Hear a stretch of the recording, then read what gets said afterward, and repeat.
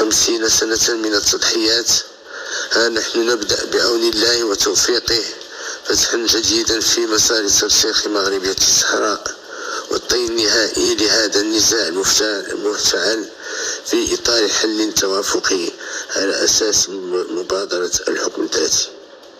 وإنه من دواعي الاعتزاز أن يتزامن هذا التحول التاريخي مع تقليد الذكرى 50 للمسيرة الخضراء والذكرى 70 لاستقلال المغرب.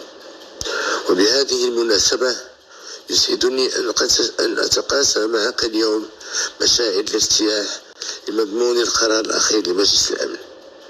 إننا نعيش مرحلة فاصلة ومنعطفا حاسما في تاريخ المغرب الحديث، فهناك ما قبل 31 أكتوبر 2025 وهناك ما بعدها.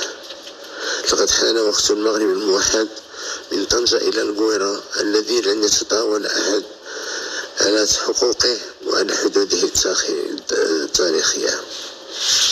أعود إليك المحلل السياسي شعبي العزيز، لقد قلت في خطاب سابق إننا انتقلنا في قضية وحدتنا الترابية من مرحلة التدبير إلى مرحلة التغيير، فالدينامية التي أطلقناها في السنوات الأخيرة بدأت تعطي ثمارها على جميع الأصعدة.